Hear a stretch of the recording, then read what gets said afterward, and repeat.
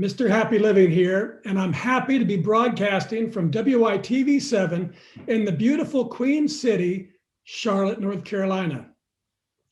I love certified professional soil scientists and conservation agronomists and documentary movie stars and natural resources conservation service field agents and people from every walk of life that have discovered their reason for being on this planet. And that's why I love Ray Archuleta.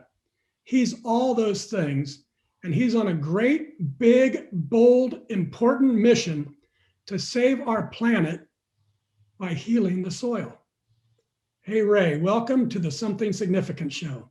Thank you, Matt. That's an incredible intro. I loved it. Thank you so much. That's my pleasure. So tell our audience what you're doing these days to leave your mark of significance on the world. Well, I think what I'm doing, just like many others, Matt, is providing leadership. Once I had this epiphany, this awakening that the soil's alive, I started getting really excited because many years into my career, I just retired in 2017 from NRCS. I saw that we were not fixing our resource problems. Water quality issues were still happening, and farmers still going broke and not being able to bring their sons and daughters into the operation. I took that personally. And until I read Ellen Savory's book on holistic management and went to Gabe Brown's ranch, a giant epiphany happened. I go, oh my gosh, you can farm without inputs and chemicals and all those pesticides and fertilizers. We can actually farm like nature does. That's what got me all excited about this movement. That's awesome. Okay, I want you to take us back in time, all the way back to the 1950s, when the war was over and American farms were changing operations from small country farmers to huge industrial agriculture. And ads were running in newspapers and on TV and radio saying, DDT is good for me. Oh, So yeah. what problems did that create back then, that shift that you're trying to correct today? Oh, thank you for bringing that up, Matt, because I think it really started way back then. That's perfect. I think you saw a detachment from the land, and I see not just farmers detached from the soil. And that's a bizarre statement to make. Farmers themselves are detached. They don't dig into that soil and have relationship. We have treated the natural system like a machine. We industrialized it. But it wasn't just the farmer, it was society as a whole. A lot of young kids started leaving the farm because even since the 1920s, you could see inputs were always high and farm income was low. Because what we were doing is we were working against the natural ecosystem, and it takes a lot of energy. Fertilizers, pesticides, herbicides, those are all driven by, I call ancient sunlight, driven by heavily fertilizers, chemicals, by oil.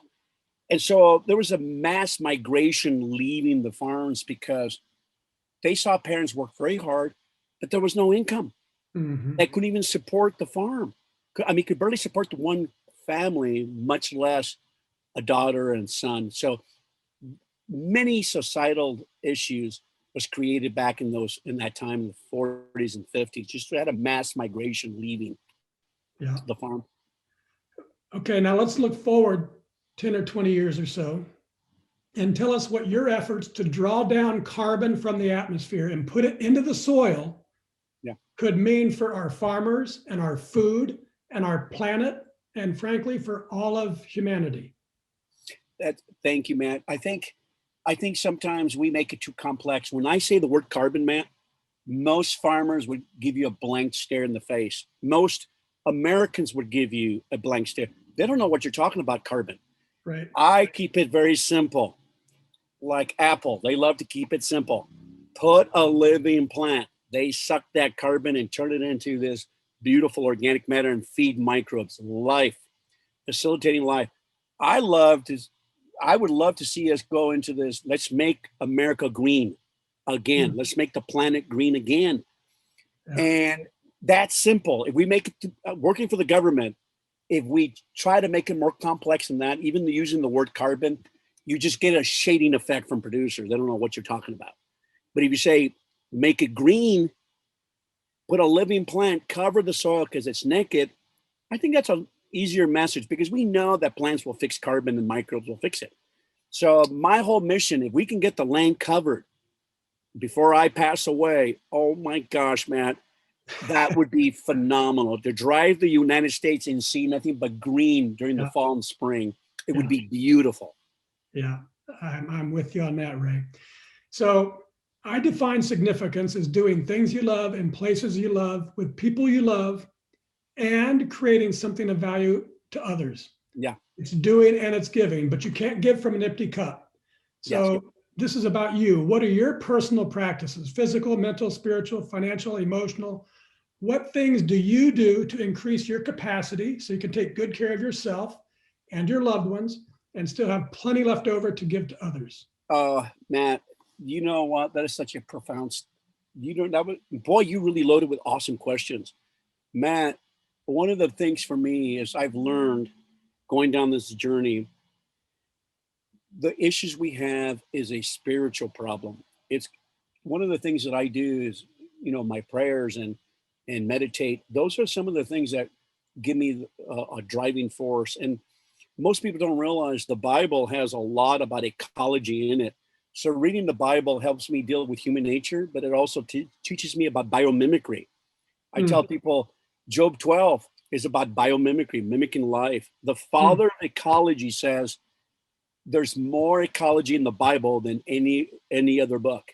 Wow. So that is pretty profound. So what do? I pray a lot. I try to pray a lot because I'm telling you, that's my issue. I tell people, look in the mirror, we're the problem. And this is a spiritual, cultural, emotional, economic, ecological. Do not separate them. They're all one. I love that. You gave me goosebumps just with your answer. Now, talk a little bit about the similarity, and I think that's what you're talking with biomimicry, the similarity between my question and regenerating yourself with energy and your mission to use regenerative farming to create energy and to solve problems with our global warming, climate changing issue. The regenerative agriculture comes from the term renewal of heart and mind. The ranch and farm will not heal until you have a renewal of the way that you see it. That is the issue. Right now, we treat the soil like dirt. We don't treat it alive. The animals, the ecosystem, every insect serves purpose. So regeneration is renewal, and it starts with the renewal of heart and mind. You cannot renew the land until there's a renewal of you, your emotion, your spirit, your heart, and the way you look at things. That's the foundation, Matt. It starts there. You know what created this movement? We teaching, using our soil demonstrations and got them to do a huge paradigm shift. That's the renewal of thought processes. It starts right there. Yeah, very good. All right, Ray, let's take a commercial break because I want to tell everyone about 3 things. Okay. A brand new online course by Happy Living, how it helps people discover their purpose and then design the life they were meant to live, and how to save $100 on the enrollment fee.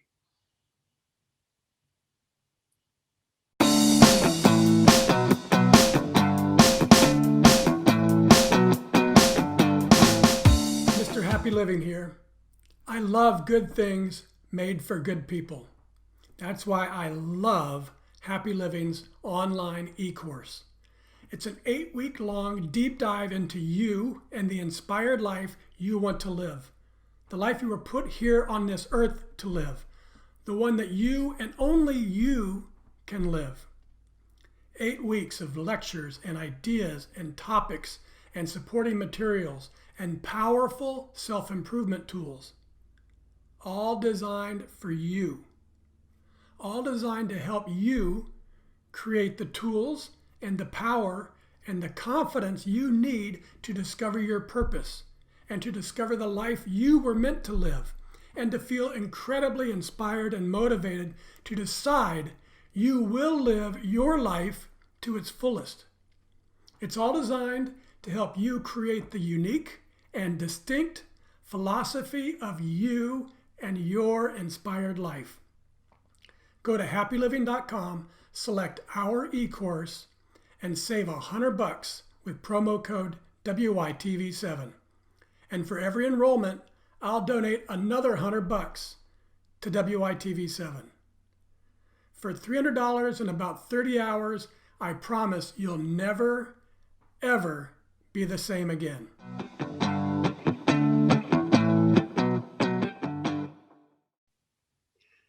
And we're back. And this is the Something Significant show. And I'm Matt Gersper. Hey, friends, to be happy, really, truly, deeply happy, you got to find a way to find your purpose. You got to find a way to live the life you were meant to live. So join me on a journey of self-discovery with our e-course, The Philosophy of You and Your Inspired Life. We're ready to begin 8 weeks of working on you and the life you were meant to live. And now back to my inspiring guest, Ray Archuleta, AKA the Soil Guy. He says, surprisingly, many farmers really don't know how the soil actually works. And that kind of reminds me of how little modern day medical doctors know about how proper nutrition works. So Ray, give us a quick overview of Soil Health Consultants and the Soil Health Academy, two organizations that you launched after retiring from the NRCS a few years ago in 2017. Thank you, Matt. Yeah, Gabe Brown and Shane New and Dr. Ellen Williams, and Dave Brandt, we did is a group of farmers. We all ranch and farm, and we all went to ag school. And what we realized, we don't like what it was being taught, what was coming out of the schools. It was very reductionist. We put nature into little pieces, but we didn't see her whole. And so we were realizing we don't have the right paradigm, the right premise. Agriculture was built on the wrong premise, Matt. It was built like the premise of we got to yield, we got to feed the world. We treated it like a machine, but there was no love and relationship. There was no forgiveness agriculture. There was no healing agriculture. At the foundation, it's about ecology. Ecology is about relationship. That's the word eco, relationship with the house. There was no relationship with it. It was no nurturing. It was about control, force, manipulate through chemistry and physics. We didn't like what was coming out of school, so we started Soil Health Academy so that people know how to relate to the natural system and how to be part of it. Same thing happened in medicine, where we used to have a country doctor, and that country doctor looked at the whole system and treated the system. Yeah. And today, or treated the system, not the symptom. And today we've divided medicine all up into silos, like we've divided farming all up, right? And you're either a rancher or you're growing crops and you're only growing a single crop, right? You're not growing multiple crops. And there's a movement in medicine that's just like your movement in farming, that is going back to functional medicine, going back to looking at the entire system. Yeah. So just give 30 seconds on that relationship between how our bodies work and how the earth works as systems. Oh, and it's beautiful. Nature, your body is self-healing, self-organizing, self-regulating. The soil is the same way, self-healing, self-organizing, self-regulating. Bottom line, I want a doctor that wants to approach me biologically first. I'm a biological organism. Nature's the same way. Now, most of us approach it with chemical and physical. Don't misunderstand me. We may need them. If you're really sick and sometimes you need open heart surgery, sometimes you have to open it up and fix it, but then help the healing process biologically first. So it's spot on. I'm kind of a functional agronomist, if you think about it. You go to a functional doctor, I go to functional doctors. That's who I want to know. And you mentioned opening up. So, that's dramatic when you open up to do surgery, but sometimes it's necessary. I learned something watching your movie, that we can actually plant in the ground without tilling and opening up the earth. Yeah. Can you give me 30 seconds on? I don't think most of us knew that was even possible. The most beautiful thing that was discovered in the 1970s, what you call a no-till planter or no-till drill, where you can actually plant the seed without disrupting it. And it's kind of like imagine, how we cut pizza with this big, and you cut a pizza and it creates a line. That's what it does. It's like a giant pizza cutter. Opens a slit, drops the seed, one of the most magnificent modern things that's ever been created is a no-till Amazing. planter. It's And awesome. the pizza thing's right, because the cheese comes back over real quick, right? And joins up and Oh, heals. I love that. And see, a good aggregated soil that's got a lot of cottage cheese. There you go, cottage cheese. That just goes over and covers that seed. Well, soft aggregated soil. Very Awesome. good, man. Awesome. Okay, Ray, my second book's all about personal transformation. It's called Turning Inspiration into Action. And it explores the idea that big transformations and discovery of purpose often comes from devastation, addictions, disease, death, disaster. Some big crisis shakes your life. Yeah. But I've used a happier way and discovered my purpose in life with inspiration. So the question for you, was there a specific moment or situation when either devastation or inspiration revealed to you the purpose you were meant to live? I think, and I love that, Matt. For me, it was desperation. We were suffering. Farmers and ranchers were losing their livelihood. And sometimes you can't have inspiration until you realize the humility part.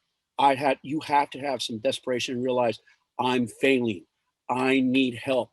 That's when I sought God's help, when I was failing. Sometimes God uses both. It depends on the person. But the beautiful thing, you need both.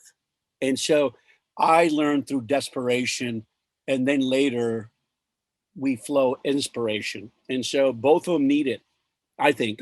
That's interesting. So I hadn't thought about that. So, if something was happening to your child and your child was losing his or her life, you would be devastated by that, and you would do whatever it took to take care of that problem, to fix it if you possibly could. And are you saying that you saw the earth and farming and the soil that, like that child? Was that the devastation for you, seeing what was happening? I think it became very personal for me, Matt, when I knew young people wanted to come back on the farm. And this man had 500 acres. How many acres do we need? And why was the water not clean? And we spent billions of dollars and still not getting clean. So I started asking these questions, man. And I took it personal. It was personal to me. And so I think it's a journey it's a journey. It doesn't stop. And you'll have all these type of epiphanies going along. And you'll have these moments of depression, but you'll have also these moments of you're just absolutely on the top of the peak. You need both. Yeah. And if it wasn't for that downward spiral, I don't think I would have been ready for the peaks, so you need those in this journey. Very good. And give me just a quick answer. I can't remember, but farming, with the plow and the way we're currently doing it, with the empty fields and the soil being eroded from life, creates so many dollars per acre of farming. And then I think you said in the movie that, when you do regenerative agriculture, it's not actually costing money, it's actually creating a lot more value. Yeah. Can you remind me of those ratios? Because it was pretty dramatic, as I recall. Well, I tell farmers and ranchers, the blessing flows through you from the land to the local community. Right now, a majority of the wealth from rural America is going to the tool makers, the John Deeres, the chemical, the fertilizer. It does not go to the local community anymore. And when you do regenerative ag and you flow with the natural system, you start nurturing, you start having this relationship, all these organisms are there to work for you. So all your fertilizers, your chemicals and inputs go down. I have farmers now that do not use no more fertilizer, pesticides, fungicides, insecticide, none, zero. Awesome. For example, Rick Clark, he's saving $670 to $1 million a year on 7,000 acres. No more inputs, but it's a journey and it takes a while. And just one quick statement, Matt, because my father-in-law died at 61 years old, 61, 62. He was a chronic smoker and a functional alcoholic. Our soils are addicted. And so you don't get somebody off those chemicals right away. It's a journey, and you have to be a good physician. You have to be patient. And sometimes I see organic groups and conventional groups throwing, well, you use this chemical, will you do this tillage? No. It's about love and understanding and working, transitioning people out of those systems. It's awesome. Folks, you got to watch the film. Um, okay, so we've talked about capacity and purpose. And when you combine those two, the sky's the limit. But the real magic of life comes from adding the fourth element of significance, which is doing work that creates value for others. So here's my happy formula. Capacity plus purpose plus giving equals happy to the third power. That's really, truly, deeply happy. So it's not just the giving that's magical, but it's giving from living in your purpose. That's where the magic is. So Ray, tell us, how does it make you feel when you change the heart and mind of a farmer and they make the change from massive tilling, chemical using, and soil destroying practices to no tilling, regenerative, and soil loving farming? Or when just a regular old citizen like me watches your documentary and gets inspired to begin composting at my home to do my own little part to pull carbon down out of the atmosphere and put it in the soil? How does it make you feel when you're giving from living in your purpose? Well, I'm gonna start off with the form of humility right off the top of the bat. I drop seed. God changes hearts and mind. I can barely even change my own mind. That's a miracle in itself. I drop seed, somebody else waters. But I'm gonna tell you, Matt, the people that come to our school, they're ready. They're asking for questions. The way I believe God works on both sides. He works with the recipient and he works with the messenger, and it works together in synchrony. I have done in the past that I thought I could change arrogantly try to change people. It doesn't work. I just drop seed and then they're ready. And then you watch this beautiful transformation. This mind changes. So I just drop seed and some people else waters, but at the end of the day, I got to give God the credit because this is a miracle that this is happening, Matt. I'm just going to tell you, there was a lot of enemies towards this mission, but it's a miracle. The enemy's big business. Yes. Yeah, And big business is huge. yeah, that's the big challenge. And again, folks, I'm going to tell you, go watch the movie. It's called Kiss the Ground. I've watched it twice. It's amazing. It's amazing. So good stuff, Ray. Let's wrap up with a lightning round. Okay. I'd like to read some of my very favorite quotes, and then you respond telling us what it means to you. We can kind of peer into your brain and see how you tick. So just give us the first thing that comes to your mind. This is from comedian Aries Spears. To sustain longevity, you have to evolve. Yes. And sustainability is like this. Regeneration is all of our soils are in a degraded state. But to sustain, you have to renew first. Then you sustain. So sustaining happens through life's renewal every day. So that's what I think about right off the top. You cannot sustain without renewal of life every day. Very good. This is one from my past. I don't know who said it. Once you get where you want to be, you're not there anymore. Yeah. What we've been talking about, Matt, it's a journey. Does it ever end? Absolutely not. You will spend the rest of your life learning. And the moment you say you do get to a point, you realize, oh my gosh, there's way more. Mm-hmm. You've just begun. So there's no fixed point in my mind at all. Yeah, Billy Joel said, the more I learn, the less I know. I totally agree with that. That's why I hate the word. That's why, Matt, I hate the word expert. I am not an expert. I'm a generalist learning. I call it instead of expert, I say enthusiast. I love that. That's better. You definitely are a soil enthusiast. That much is certain. That's for sure. Okay, from Thoreau, go confidently in the direction of your dreams. Live the life you have imagined. I believe in divine providence. All of us are called for a purpose and destiny, for healing and being a conduit, an ambassador on this planet for the next life. So I think once we realize what we really are supposed to be ambassadors of God himself, our life would completely change. We're supposed to be ambassadors. We all serve purpose. Good stuff. From Hemingway, you'll like this one because you've been talking about it. It's good to have an end to journey toward, but it's the journey that matters in the end. Yes, it's those little steps you take away. The means does matter. If it wasn't for those little soul demonstrations, if it wasn't for those going to those meetings and going through that process, how would you grow and how would you learn? It's incredibly important. The steps do matter. Every step matters. Awesome.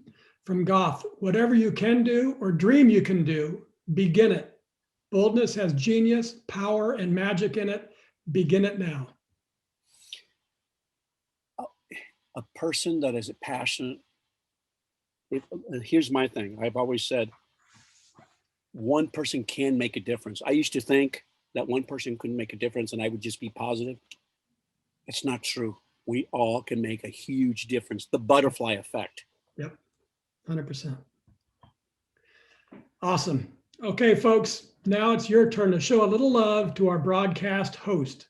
If you can hear my voice and you were inspired by today's show with Ray Archuleta, please donate what you can to WYTV7. They're a 501c3 charity on a mission to educate, empower, and encourage. They do good works with your kindness. And if you'll permit me, I want to just share with the audience what Woody Harrelson said in the film. He narrated the film, Kiss the Ground. He said this about Ray and about the climate change challenges and the soil desertification that's happening all across our globe. And Woody says, for every fight that seems unwinnable, there are those who refuse to give up. That's what he said about our soil enthusiast here, Ray Archuleta. Wow.